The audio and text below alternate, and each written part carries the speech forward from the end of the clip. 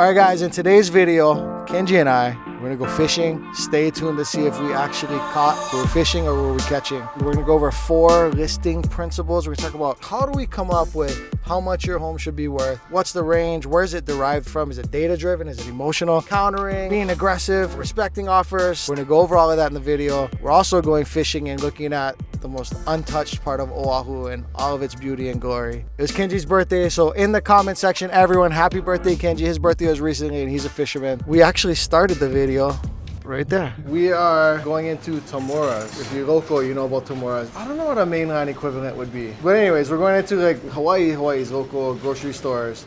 We gotta get some bait. Also for me, I just had all kinds of stuff happening. We're actively negotiating offers for our seller. So the situation here is, well, you guys have seen this listing, our Nahivai place, this beautiful crown jewel of this area in Kaneohe. And today is the offer review day. We have multiple offers. It's a competitive situation. The family has their reasoning why they would go with a certain offer. Their offer was above asking, but they know how competitive this is, and we're gonna give them the chance to increase their offer to come up, and that call is gonna happen right now. I guess it's not happening right now. I'm always thinking the worst in these situations. So is he intentionally not answering me? Does he want to play games? They're not really in a position of leverage to do so, and he's a nice guy, so I have to assume that he's just busy, because good agents are busy. Hopefully this happens here soon before I have squid on my hands. There's 2 of us agents involved. So I'm working with a guy named Chance, who we'll just say is good cop, and I'm aggressive cop. It's not that we intended it that way, it's just how it kind of has developed. And this agent sees me as that guy, you know, that aggressive negotiator. I know that they are in a text exchange. He said, I'll call you in 2 minutes, but I'm just gonna let this sit. Actually, look, right now, calling. I'm not gonna answer right now. I'm gonna let him reach out to the other agent. I feel like silence is the loudest thing right now. So I'm gonna let this sit. I'll give him a call after we go inside, get some food for fishing. I'm not gonna give away too much of the trade secrets, you know what I mean? By trade secrets, I mean the negotiating tactics, when to stall, when to, you know, pin the bishop and the queen and all that. Another trade secret I will give away. Best gas station, even though no more gas over here, best gas station food around. You never ate? Oh yeah, last time we were here you got, yeah? I think so. Yeah. Oh, what is this?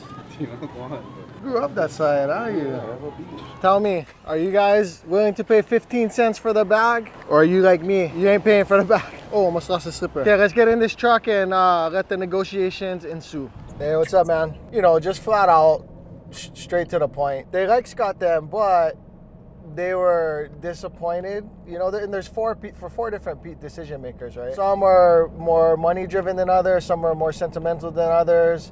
But they all collectively agree we have a bottom line, and we're disappointed that I thought those guys were gonna come higher. Their number that they're hoping to achieve at a floor is 1.55 with aspirations up to 1.6. If you guys were to resubmit, you guys will get it. If we don't open escrow with you guys, we'll end up doing a best and final.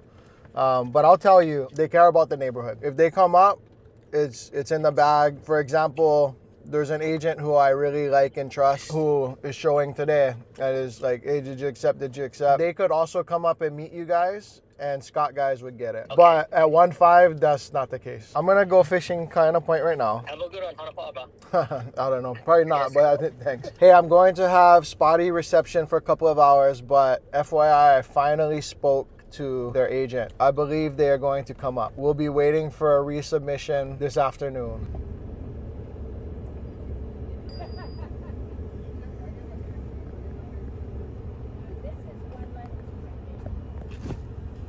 From the Jeep, that's why. See, they caught somebody. I mean, if you show up in a Jeep rental, like, you already know. Come on, guys. You already know. DLNR. I was like, oh, you guys go. I'm gonna let them out too. And then she said, no, we're actually escorting them out. Oh. She was like, they don't have their permits. Really? Yeah. So she believe you. See, I'm at the purple sticker. Call me the cameraman. Get the shot of Kenji in the truck.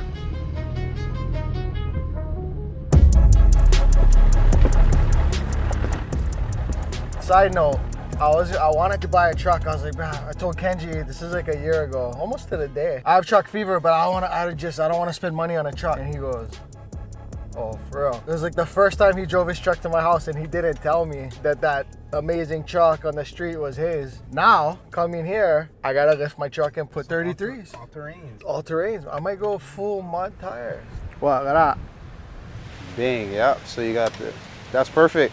We would try the Eco first. What, the whole thing? Nah, I would cut them. Oh, I was like, Look, that's, I just put strip like this. oh yeah. That's another thing in Florida. I know I said this choke times, but you can go to a bait shop. Oh yeah. Live crab, live minnows, live shrimp. Over here, boy, you can get live taco from divers. Yeah. That's Ulua kind of stuff. Yeah.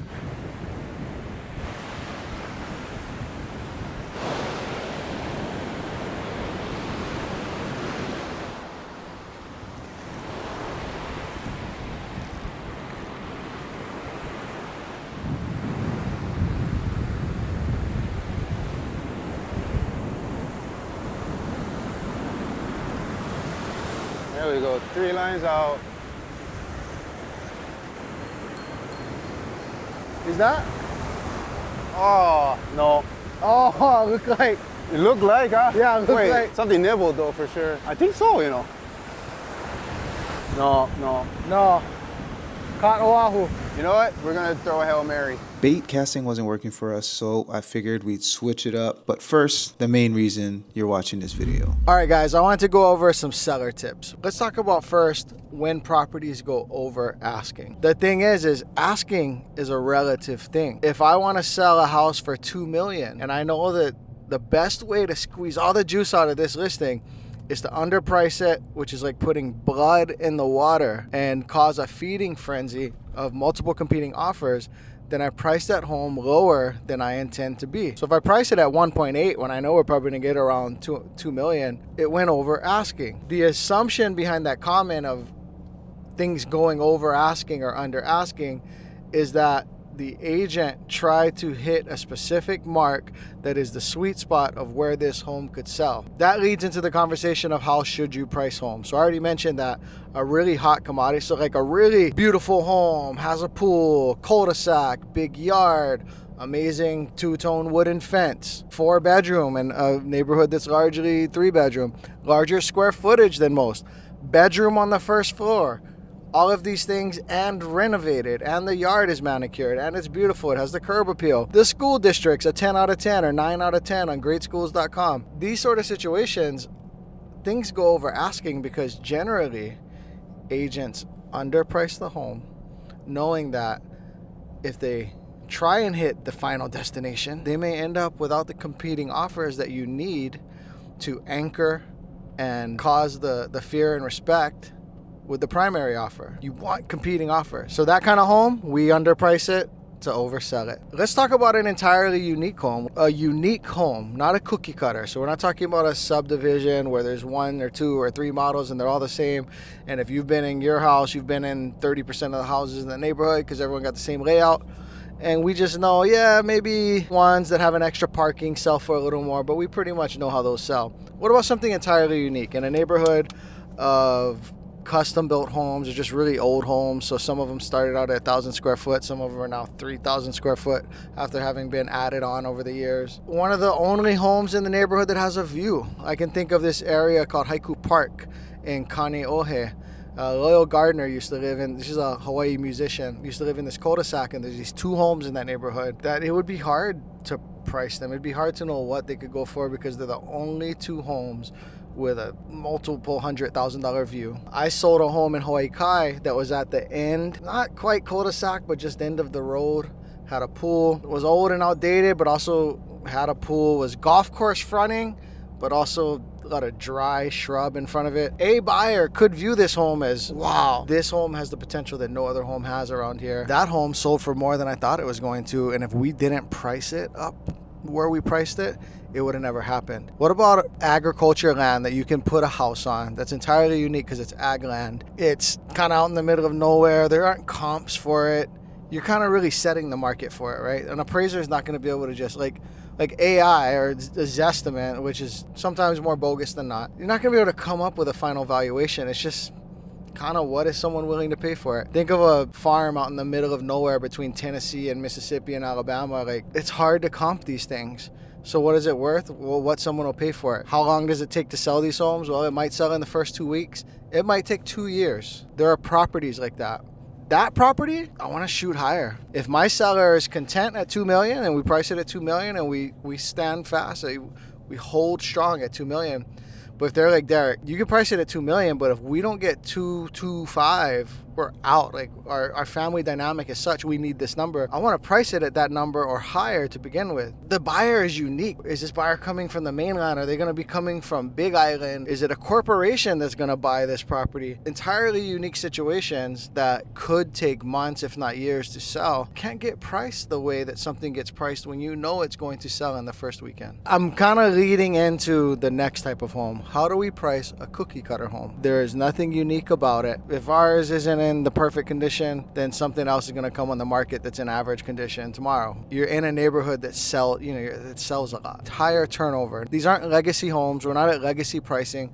Let's say $800,000 in Eva Beach. Different reason why you shouldn't overprice the cookie cutter entry level single family home or the cookie cutter townhome is because, well, one, in order to come up with prices that make no sense, there has to be emotion involved, like, oh, this yard, this street, this neighborhood. The cookie cutter entry level home doesn't have that. Maybe if it's well renovated, but that leads me to my second point.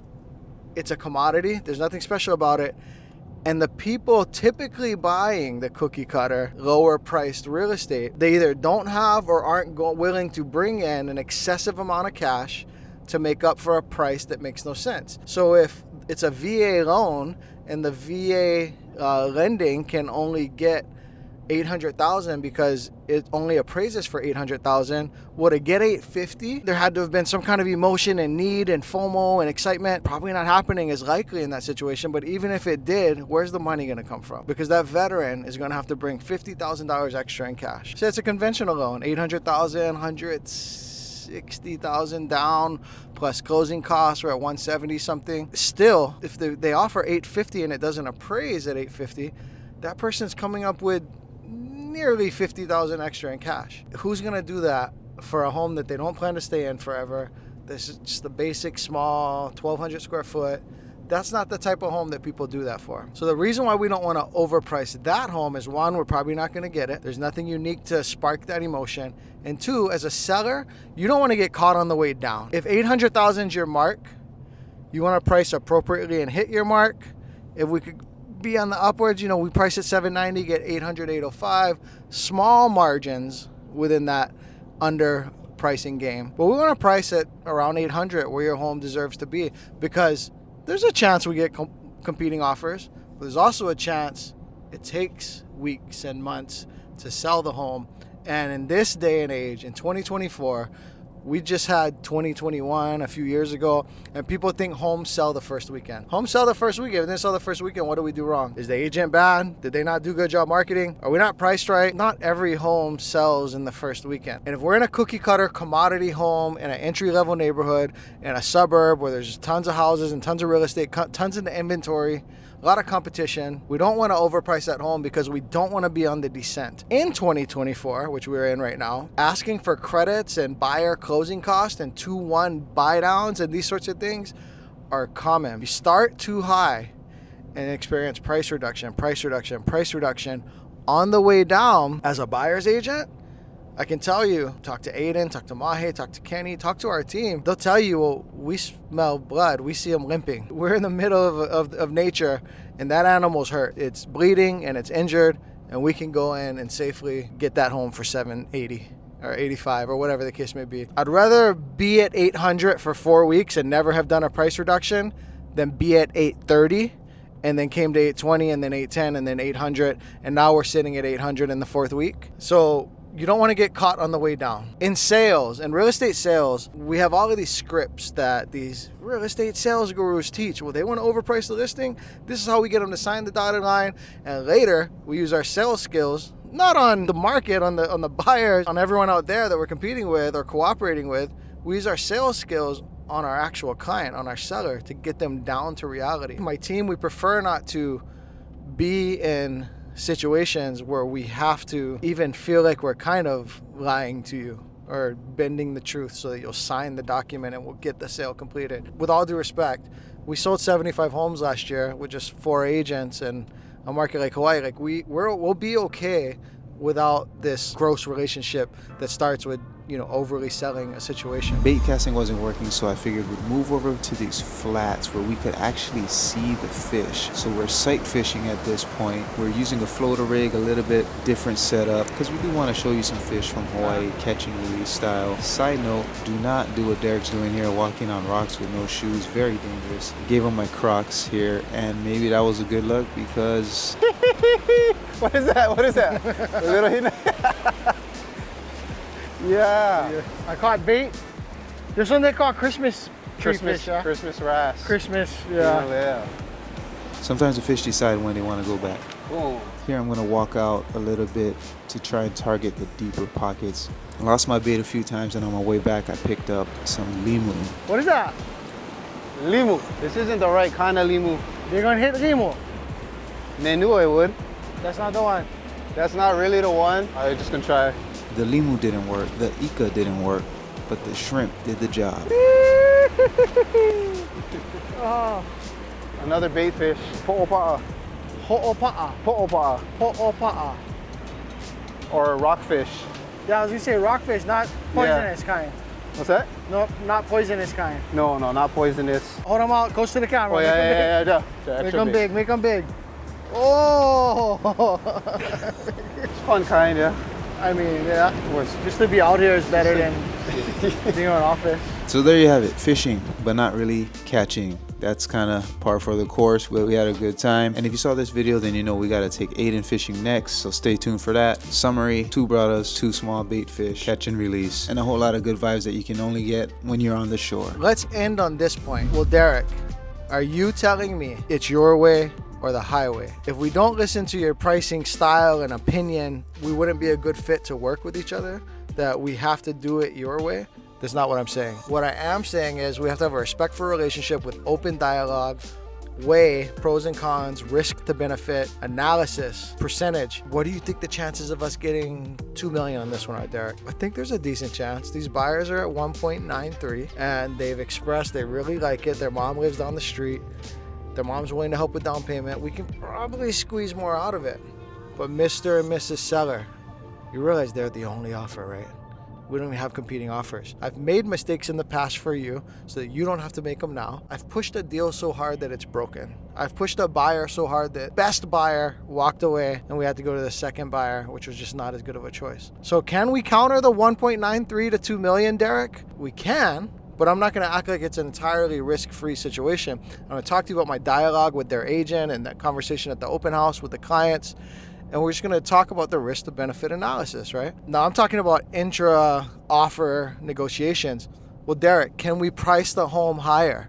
I know that logic tells you it's only worth X. This home, 1.7 million, you just can't see a reason why it would be worth $1,850,000. There are enough comps that are somewhat similar enough in this rather unique neighborhood. It's Hawaii Kai, it's Kailua. You can come up with a price opinion. You're just not getting to where I am as Mrs. Seller. Should we still work together? Should I go look for someone who believes in my vision? What I'm gonna tell you, Mrs. Seller, is the other agent that believes in your vision, they're very likely lying to you to get the sale. Sorry, not sorry. In my hypothetical situation. Now, is there a chance that I'm just missing and I don't see the 1.85? Sure, supposedly. But if 10 agents are saying 1.7 and one says, yeah, I see the 1,850,000, chances are they just want the dotted line. They're happy to have an open house. Give it a go and be there when you come to reality. I would rather not have that an unsaid thing. I'd rather talk like this. Hey, Mrs. YouTube seller who's gonna go to coreteamhawaii.com, go to the bottom, fill out the contact form, and reach out to us and say, hey, I want to talk to Derek about a price analysis. Hey, Mrs. YouTube seller, I think we're at 1.7. I can see a world where we go like 1.75. Look at my data that I'm putting. Look at what I'm deriving this from, and tell me if you actually see 1.85 in the data. I know that's where you want to be. Tell me if you see it. No, Derek, but you know, the way the sun hits those houses don't hit my house. Like, we don't get as hot in the afternoon, and you know, we get mango trees. We tell you don't like mango, Derek. Mrs. Seller, I understand you have less afternoon heat and your mangoes are really good. I still don't see 1.85, but I have my floor. I think there's no reason we should sell for less than 1.7. It's possible we can get 1.75. And am I willing to have my upper level aspiration at 1.85 with you? Yes. How do you feel about me trying to get you 1.85? But if we miss the mark, if we can't get it, if the market is just not speaking to us at 1.85, are you willing to price at 1.85 and just be on the market for the next year? Are you that patient and that committed? Is that your situation? Are you retiring? Is your kid going to college? Are you divorcing? Like, what are the reasons why you need 1.85, want 1.85? And do you really have the tolerance and the patience to wait it out? Because, yeah, maybe we get it if we wait a year. Or if we price more in the 1.7 range, we hope to get competing offers.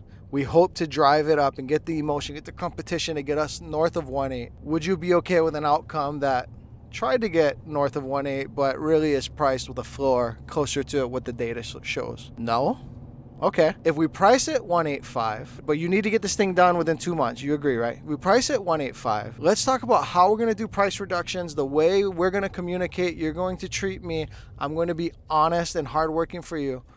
And are we going to have a good, positive, professional relationship that allows the truth to be spoken and to be pragmatic and objective and data-driven? Can we try and you not be mad at me if we don't hit it? Because I'm not going to sit here today and promise you 1.85. I can find you agents that will, but I'm not going to do that. I'm going to be more honest with you, more skilled for you. There's 2 times in my sales history where I was just really thought it's going to go lower and we went higher. Then I just could not make sense of it, and we did. It's happened to me twice in 200 and something home sales. Depending on how that conversation goes, we decide whether or not we're fit to work together. Hey, here's the thing. I want us to talk. If you're like, Derek, brother, I was hoping you saw my vision at 1.85, but I'm just not comfortable going with you unless you're just stoked, man.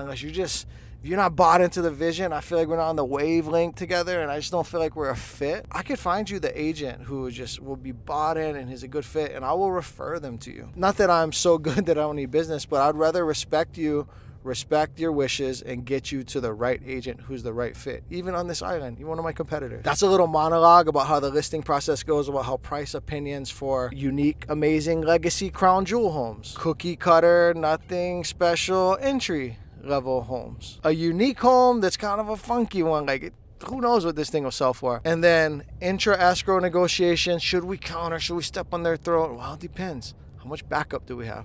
Do we have 10 offers waiting?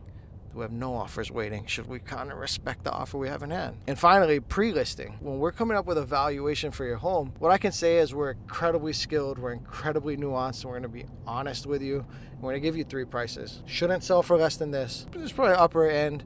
And then we have an aspirational number. We know that every seller wants to hear pie in the sky. What could we hit if we really knock this thing out of the park? And I want to talk about that. Because if I were selling my home, I'd want to hear that the agent at least thinks that there's, you ever seen the movie where they're like, so you're saying there's a chance? Like if you're the last person on earth, right? I want to know that the agent, there's some possibility that someone will come and buy this house for here. But let's be realistic and talk about strategy in the real world. We give you 3 prices. We're very skilled, educated, nuanced. We're always looking out for your best interest. And even if that means getting you to one of my competitors, I'll do that for you. Name me another person who will say that to the world here on this platform. No one, because no one can get on this channel and sell your house. Go to coreteamhawaii.com. Reach out to us. Don't be shy. Look at me. I smell like squid.